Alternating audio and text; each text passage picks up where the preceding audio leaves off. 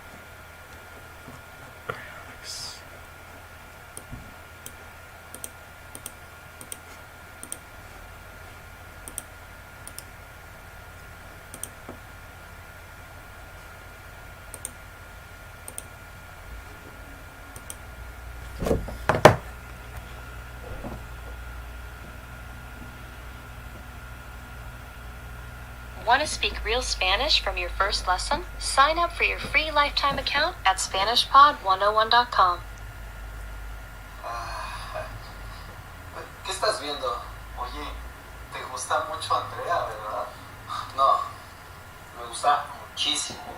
Mira qué hermosa es. Está linda. 111, 113. ¡Ay, Efra! ¡Qué bueno que ya llegaste! Mira, es tu turno, ok. 10 repeticiones. 100. Ok. Vamos. 1. ¡Está pesadísimo! Ok, tienes toda la razón. Mejor. Pesadísimo. Ok, intenta con esta pesa. Ok. 1. Está pesado. Ok, bien, quizás después. Sí, ok.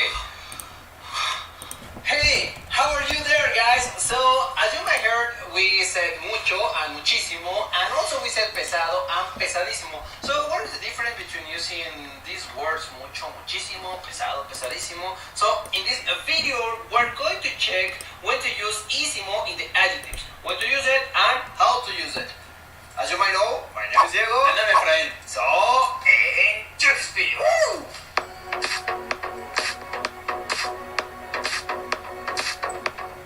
Okay, my friends from SpanishBall101.com, let's get started. So, the suffix ísimo, or for feminine, ísima, it's basically the Latin suffix for expressing the superlative. It is normally appended in some adjectives, some adjetivos calificativos, okay, to make or to form the superlative.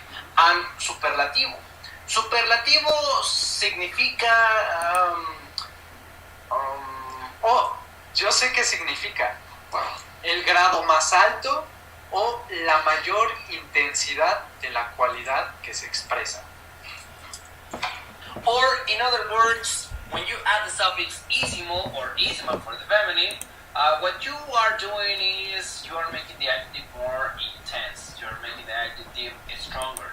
So it's not the same when you say pesado, which is the quality or the characteristic, than saying pesadísimo. Yeah.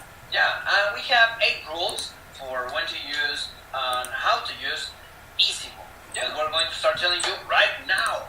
So the first one is when you have an adjective that ends with L, R, and sit, you just have to add the suffix. That's it. For example, fácil, facilísimo. Like this. Very easy. Fácil, facilísimo. Okay. Es facilísimo. Es facilísimo. Okay. The next one, feroz, ferocísimo. But look at this, Sarah. Okay, so when you have a sit at the end of your adjective, you have to change it to a C. Okay, so in this example, feroz, ferocísimo. The next one, popular, popularísimo. Nice, so it ends in R, so you just need to add ísimo. Yeah. Okay, very good. But be careful because we have an exception, and that's when the adjective ends in OR. Okay. Such as mayor. It ends in OR. But in this case, you just need to add a C and then the suffix. Therefore, mayor, you will change it to mayorcísimo. The next rule is when the adjectives ends in a non-tonic vowel. What is a tonic vowel, by the way? I don't know. So a tonic vowel, it's a vowel that is stressed. That is, it sounds stronger than a previous one. That's a tonic vowel. Okay. So when an adjective ends in a non-tonic vowel, you just need to drop that vowel and just add ísimo or ísima. Such as listo, you drop the O and then you say listísimo. Or dulce, okay, sweet. Dulce, dulcísimo. Okay. What about cursi? Well, cursi is an exception because you cannot say cursissimo, but rather to say cursilissimo. It's just an exception. So the next one, when an adjective ends with an N, you just have to add a C before the suffix. Let me give you two examples. Joven, jovencísimo. Jovencísimo. The next one, bribón, briboncísimo. Briboncísimo. Very good. Okay. Yeah. The next rule is continuing with the tonic vowels. When an adjective ends in a tonic vowel, that is a vowel that sounds stressed. Okay. The superlative with isimo cannot be used. Cool. For example, take into account this word, carmesí. Carmesí, like the color, carmesí. So it ends in a tonic vowel. You cannot say carmesísimo. Sounds kind of weird. So how would you form the superlative in these cases? So you just need to add muy at the beginning. Okay, so you don't say carmesísimo, but rather muy carmesí. Okay. So the next one, when the adjective ends with non-tonic groups, for example, UE, UO, and UA, Yeah, the diphthongs. the diphthongs, you had it better. Okay, the last vowel is eliminated. You drop the last vowel. Nice. So for example, tenue, tenuísimo, ingenuo, ingenuísimo. You drop the O and then you got isimo. Interesting. You drop the O. For example, in tenue, you drop the E. Genuísimo. Yeah, that's right. Tenuísimo. Yeah. Tenuísimo. The next rule is the adjectives that ends in the diphthong. I-O or I-A. When you add the suffix, you need to lose both vowels. So, for example, you can say amplio, amplio, amplísimo. You see? You drop the diphthong, I-O. The next one, adjectives ending with hiatus. What is an hiatus? They are diphthongs with accent marks, like I, accent mark O, I, accent mark A. They lose the last vowel. Interesting. Yeah, so for example, frío, you take off the O, friísimo. Fría, friísima. Nice, very good. Okay, the last rule is the following. So when you have in a word included the diphthong UE, okay, or also the diphthong IE, that is in the middle of the word, not at the end, but in the middle of the word.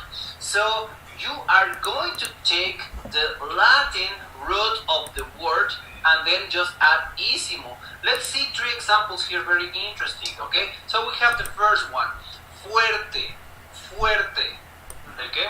So fuerte has a diphthong UE in the middle, we. So it takes the Latin root and you drop the E at the end, okay, according to the standard rules. Therefore, you will say fortísimo, fortísimo. The next one, cierto, cierto. It ends in a vowel, but it has the diphthong IE in the middle, cierto. You will say cerdísimo because cer is the Latin root of cierto. Interesting. Okay. Or for example, caliente. Caliente has the diphthong IE in the middle and it ends as well in a vowel. So you take the Latin root and you say calentísimo. Calentísimo. Okay. Oh, well, however, don't worry about this because Spanish speakers usually use the standard version of these ones. For example, instead of saying fortísimo, they usually say fuertísimo. Interesting. And both of them are accepted. Like the next one, ciertísimo. Ah, that's also, instead of cerdísimo, ciertísimo. Ciertísimo. That's correct. Both are correct. Or the last one, calentísimo. No, they usually say calientísimo. Yeah, both terms are accepted. They are correct. Very good. So hopefully, guys, this is not confusing for you. But even if at the end you say, oh my God, Diego, Efrain, these rules are so difficult to retain, to memorize. So we have a good alternative and good news for you guys. Why?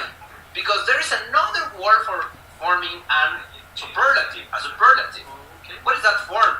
Well, instead of just learning all these rules, you will usually find that in some conversations, we normally add isimo or isima in some cases, such as mucho, we say muchísimo, mucha, muchísimo, or we just want to express high quality. However, you can also use muy before the adjective, and it's basically the same. Frío, fríísimo, is the same as muy frío. Okay. Calentísimo is the same as muy caliente. Muy caliente. Muy caliente. Okay, or ferocísimo is the same as muy feroz. And I was thinking, You're like, what? Same as what? That's it for today, my beautiful friends of SpanishPod101.com. Please give us your like down there.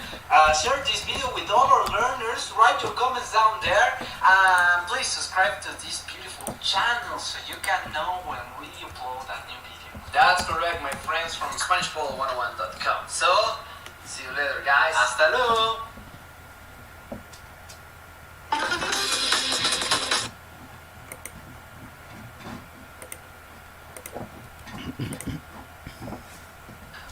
¿Listo, Efra? Espérame, a mi ritmo. Vamos. Ok. No, Diego, no, llámale a la ambulancia, creo que te calambré.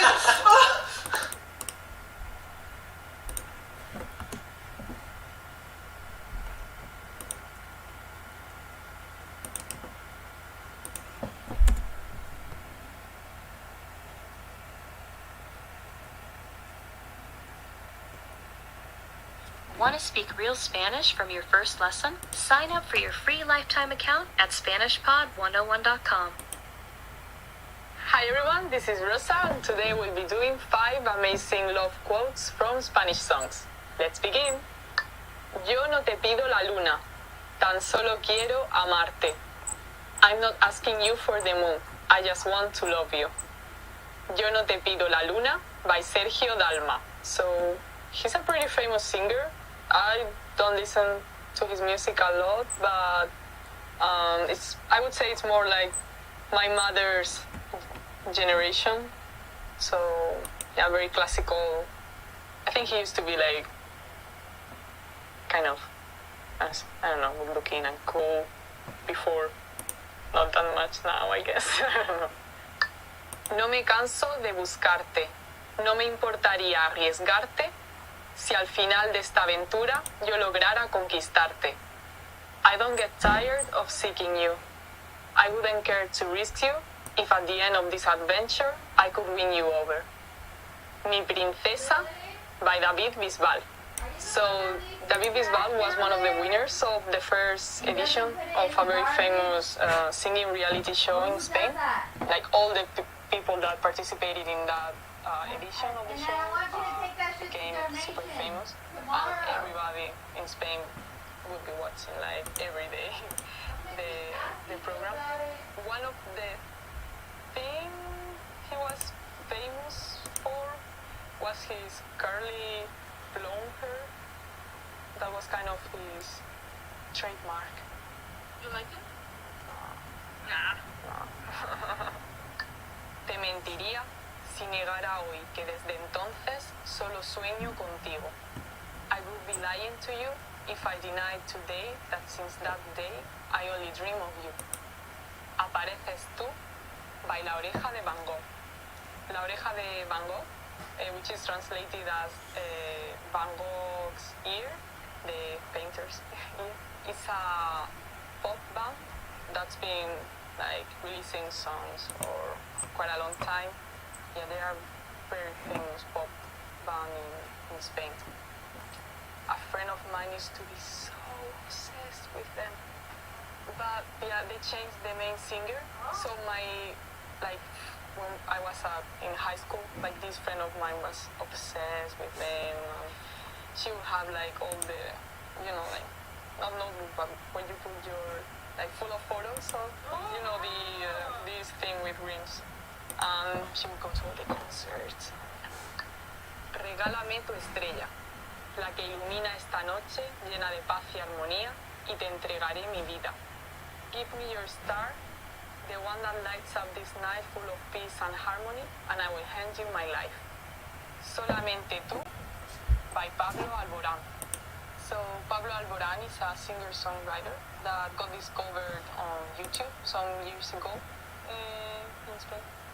And he's got like very famous since that. Toma mi presente, mi futuro incierto, y que el mundo nos recuerde por soñar despiertos. Take my present, my uncertain future, and may the world remember us from day to day. Mi maldita idea. So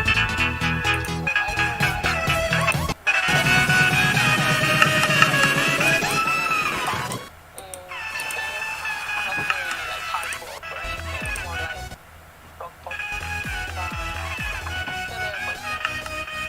This is the end of today's 5 amazing love quotes from Spanish songs. Tell us which is your favorite Spanish love song.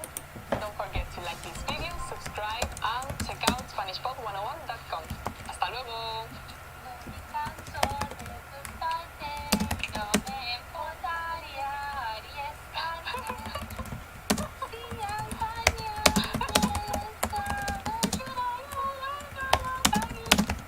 Maybe first you can pretend like you know the person from somewhere, okay?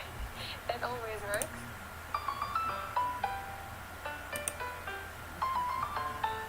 Nice to meet you.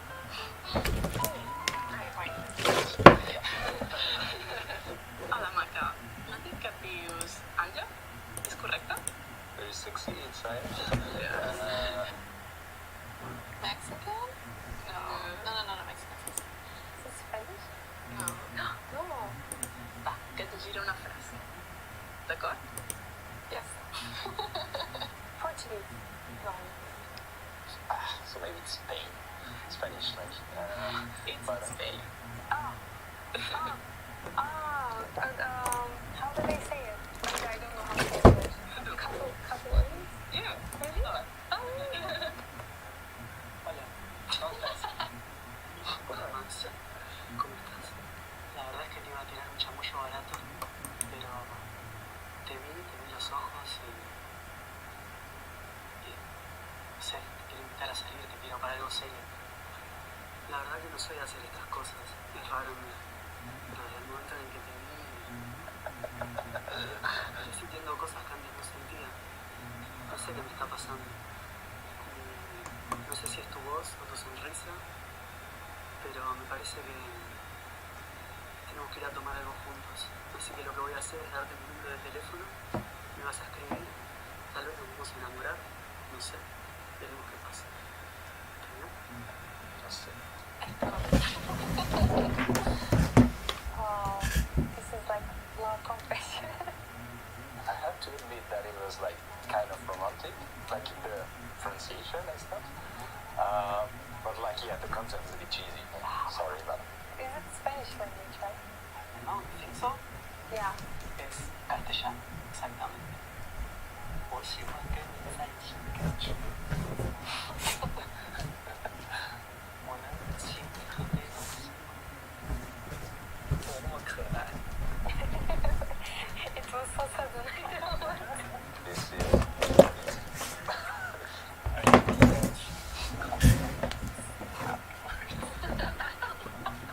Yeah, just like to be kind of like spicy inside there. Like it's Mandarin. Yes. How come you know? I've got a lot of Chinese friends. Oh, 라면 먹고 갈래? Okay. This is obvious for me. It means, do you want to drop by my house and eat instant noodle with me? This sounds like something like Chinese or Vietnamese. Do you really use it? I mean, or it's just like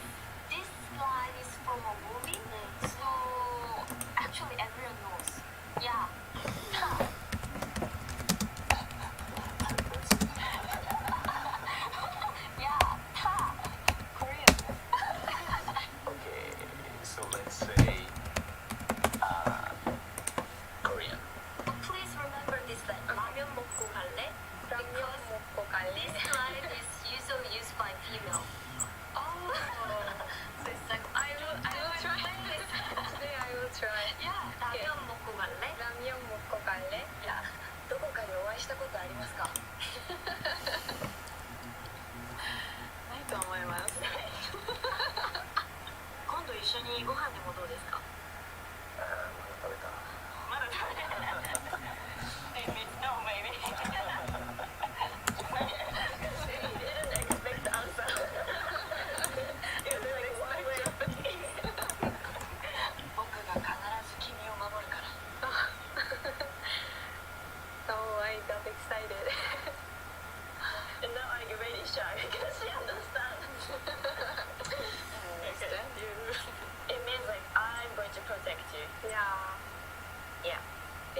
It's like, you know, they don't say in real world. Yeah. Sometimes you It's just see drama. in drama. Yeah, drama. But it's too romantic. Yeah. I want to give a message from here to the world. Don't watch so much drama. Come and experience real life first, right? That's true. Du är så vacker. Så det ger solen en anledning att skina. Wow. This one is hard. You're so beautiful. You give the sun a reason to shine. Wow. It doesn't look like something European or... I feel like might be indie. Oh, yeah, this is so good. Dina läppar smakar som vin och ikväll vill jag bli berusad. Okay, like it looks so different to me right now. Like I feel like it's something European right now and like something Germanic, but not German. And, What's the letter it starts with? the letter it starts with? Yeah. S. Can you say it again? Yeah. No, because I like the complete I'll say it as many times as you like. Om det hade varit kriminellt att vara snygg hade du fått livstid. Okay, this is like something European because I hear no criminal. Dress, you said, right? Dreso. Dresso. Is it a European language? Swedish? Holy. Swedish, right? Yeah. Yeah, I know, because I have friends from Sweden.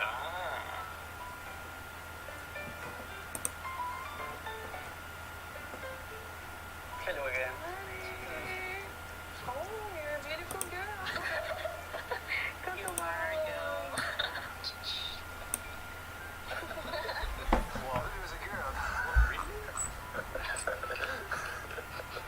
Hello. Oh, hello.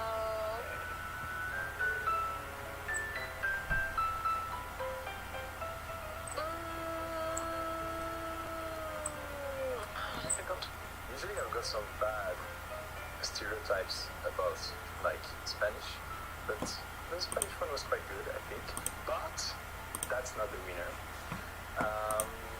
To me, like, okay, I think it's Korean, mainly because I couldn't understand like what it meant. I don't know, I just think Spanish sounds maybe most sexiest of all the languages I've heard today. Yeah, I didn't know much of the sound of that, and that was really as well. Since my husband is Korean, Korean was attractive, I think, because that's why maybe I fell in love with them, right? But also, it's really hard to decide because Castellano and also the Canton language, it sounds also very attractive. I don't know, maybe it's because of their tonation.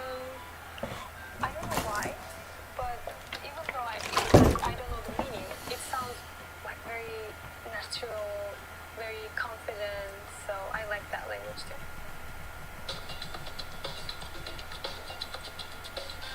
Hola a todos, soy Rosa. En esta lección os quiero hablar de cómo se celebra en España el día que la mayoría de las parejas de gran parte del mundo utilizan para expresar su amor de una forma algo más especial. La celebración en que todos los centros comerciales se llenan de corazones, rosas y ositos de peluche. Es el amado y odiado 14 de febrero, día de San Valentín. ¿Sabes cuáles son algunas de las canciones que más se dedican los enamorados en estos días? Os enseñaré la respuesta al final del vídeo. Hoy día, la Iglesia Católica mártires llamados Valentín. El primero era un sacerdote romano en la época del emperador Claudio II, quien pensaba que los hombres solteros eran mejores soldados y prohibió el matrimonio. Valentín se opuso y continuó cazando en secreto. Llegó a oídos del emperador, quien lo ejecutó el 14 de febrero. El segundo fue ejecutado por ayudar a escapar de las cárceles a prisioneros cristianos.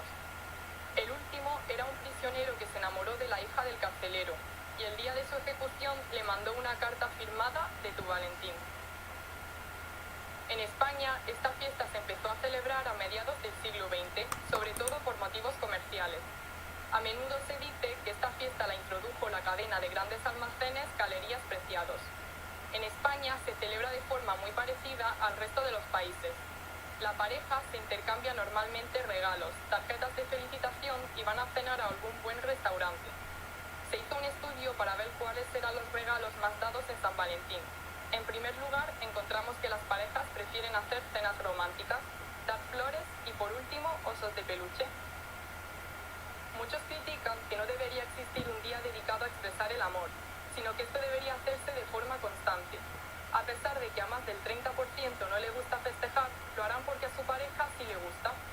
Al final, de una forma u otra, es difícil no contagiarse del ambiente festivo que se respira en todos los comercios durante estas fechas.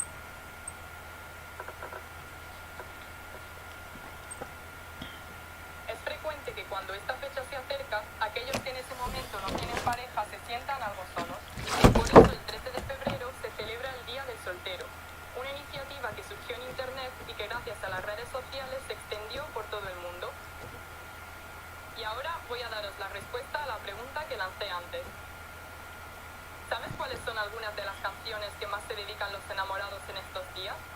Algunas de las canciones que más se dedican los enamorados por estas fechas son Me enamora, de Juanes, Juntos, de Paloma San Basilio y Si tú no estás, de El sueño de Morfeo. ¿Qué tal esta lección? ¿Aprendiste algo interesante? ¿Hay alguna tradición particular de tu país en el día de San Valentín? Por favor, deja tu comentario en SpanishPod101.com. Hasta la próxima.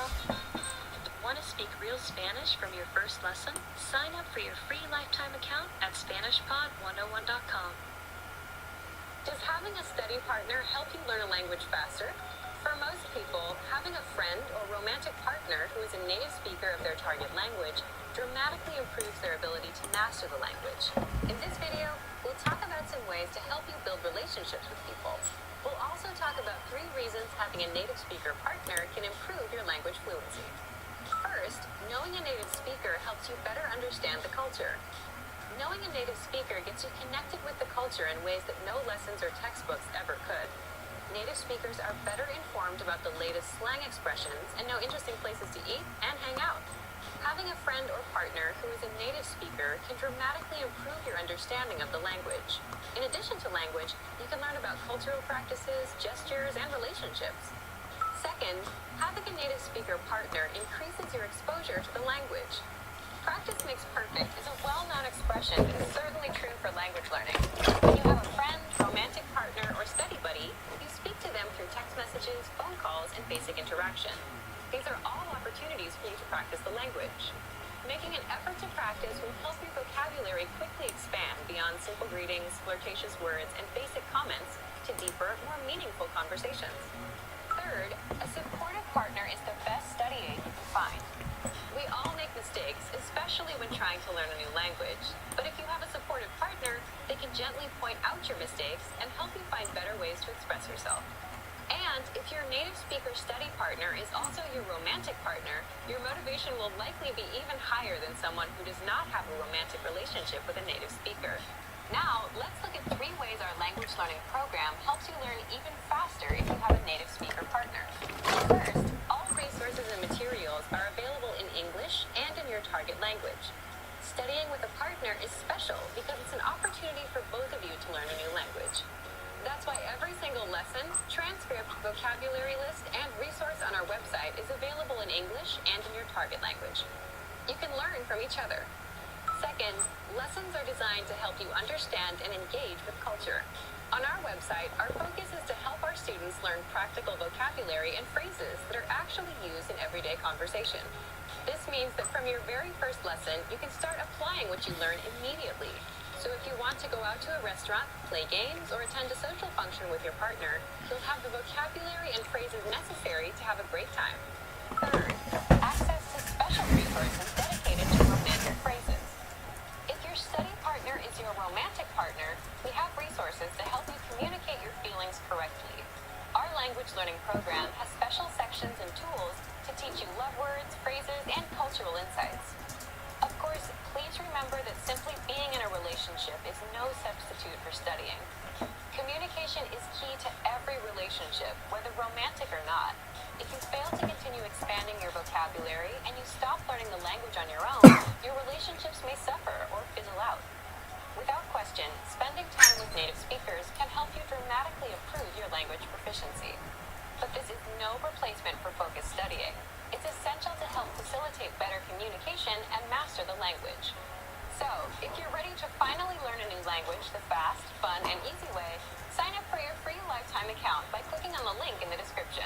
Signing up takes less than 30 seconds, and you'll start speaking from your very first lesson. If you enjoyed these tips, hit the like button, share the video with anyone who's trying to learn a new language, and subscribe to our channel. We release new videos every week. I'll see you next time. Bye! Being able to speak freely with native speakers is an amazing ability in itself, but being able to speak freely to a whole new group of people opens you up to possible new relationships. Most people don't realize that spending the time to build relationships in a foreign language can actually help you improve your language skills dramatically. In this video, we look at how making relationships in a foreign language can help you learn the language faster. The benefits of having friends and partners who speak a foreign language. First, it's motivational. One of the greatest struggles for anyone learning a second language is motivation. 9 times out of 10, learners start out their language learning journey with loads of enthusiasm, only to see it gradually wane over time. Try as they may, it's difficult to maintain the spark they once shared with their new language. So why not borrow energy from a different part of your life? When you make relationships with people in your target language, all the excitement of a new relationship carries directly over into your learning. Suddenly, you have a very rewarding reason to improve your skills and keep practicing. As your partner or your friends get involved, you will also have the advantage of a constant source of support and encouragement. Second, it makes language learning practical. Studying vocabulary and grammar is a vital part of language learning, whether you use a podcast, textbook, app, or find yourself in a classroom. However, as great as studying is, a language really only starts to come alive once you start using it in everyday life. There's a huge difference between a scripted conversation in a lesson plan and a real-life conversation with a native speaker. Building relationships with native speakers will give you the chance to talk in your target language often. Furthermore, it will be in a way that feels natural. You'll learn the words in the context, which is hugely important. Third, it's fun. Does this look okay? Yeah, pretty okay. So this is moreover a commentary video. First let me sit down. So this is moreover a commentary video, a thing which nobody is talking about, which is happening just a few hours and probably happening right now as well, and nobody's talking about it, so I just wanted to talk about this in this commentary video. So we're going to read an online article, I'll link that below, but before we go ahead and do that, a big shout out. A big shout out to Catalin. His name is equally hard for me as my name would be equally hard to spell out for him. So we're going to use the Twitter handle now. So we're going to give a full credit to @CampusCody, who is an amazing article writer at ZDNet, and this article is by him. So I was just sitting around working on my stuff and suddenly got an email from a very close friend from Intel that, hey, there is this amazing thing happening and nobody on the internet is talking about it apart from Campus Cody. So I thought, let's make it a video on YouTube and let me make people aware that something like this is happening. So as I say, this is going to be a commentary video. So in case you go onto Twitter for @CampusCody, get the hashtag that Hitesh sent us here. So we're going to read his article here, and I'm going to link that below as well, so that in case you want to read it in more detail, I highly recommend it. So the article line is pretty scary, and it says, a hacker is wiping Git repositories and asking for a ransom. And now of course, in this